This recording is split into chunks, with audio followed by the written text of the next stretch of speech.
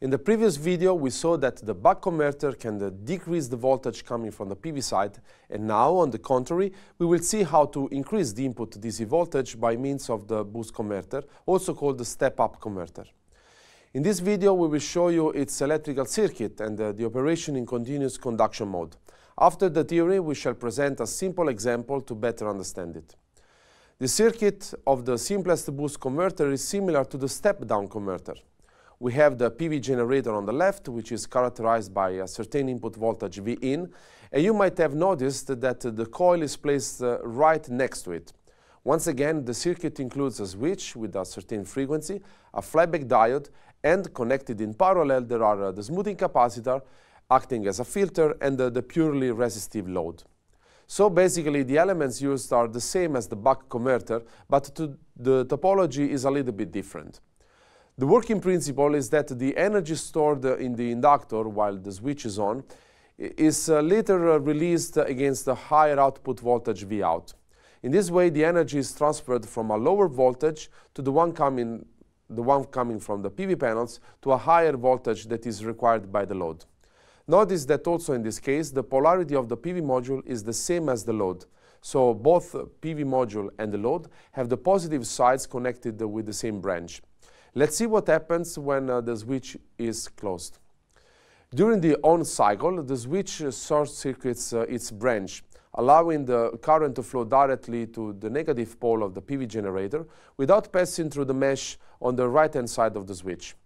The resulting circuit becomes very easy to analyze with the Kirchhoff voltage law, since we have that the voltage across the inductor is the same as the input voltage. Then, as for the buck converter, we can compute the increase of current in the inductor during the on mode by integrating in time the voltage across the inductor. The result is that the increased current is directly proportional to the input voltage and the on period, and inversely proportional to the inductance L.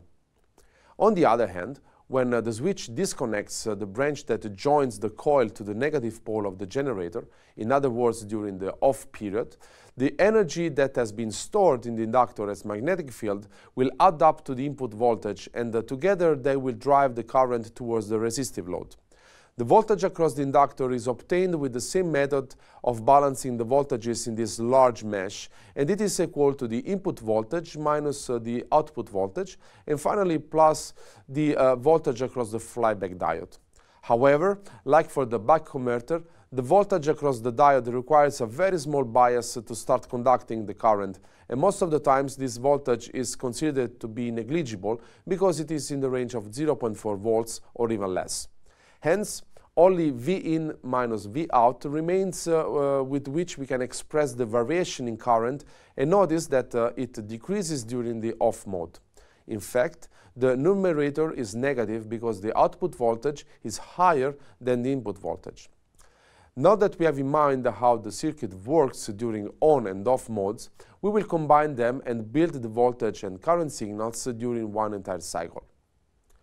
In blue, the voltage across the switch is depicted, and of course it is 0 when the switch is closed, and then it reaches the output voltage value during the off operation. The red signal represents the voltage across the inductor L, and as we have already seen, it goes from a Vin during the on period to a negative value equal to Vin minus Vout. This means that the polarity of the inductor is reversed, and it becomes the same as the input DC voltage. Last signal to investigate is the current, which oscillates between a maximum value that is reached in the moment when the switch is opened and a minimum value obtained during the closure of the switch. After that, the inductor has partially discharged its energy. So after a certain amount of cycles, the boost converter reaches a steady state operation, and in this continuous mode, again, the net charge in the inductor current after one switch cycle is 0. Therefore, we can write the equation that relates the current variation during on mode and off mode. By means of the result of the two integrals previously calculated, we can work out this equation that establishes a relation between the output voltage and the input voltage as function of the duty cycle. Since D can be any number between 0 and 1, the denominator is always lower than 1, and thus the DC output voltage is always higher than the input voltage. This is why we call this topology boost converter, because we start from a certain voltage at the PV side and we can increase it at the load side. Just an example to conclude this video on the boost converter. If now we have a shaded module that is producing only 3 volts and we want to supply a load that requires 12 volts, then according to the equation we need a duty cycle of 0.75. This means that the switch stays on for 75% of the cycle period. So in a real maximum power point tracker, the suitable duty cycle is computed according to its algorithm and an input to the DC-DC converter is sent. In this video we learned how to create a DC-DC boost converter to step up the voltage of a PV module and how to tune the output voltage of the converter by varying the duty cycle. In the next video we will conclude the topic of the DC-DC converters by introducing the buck boost converter, which combines both step down and up converters.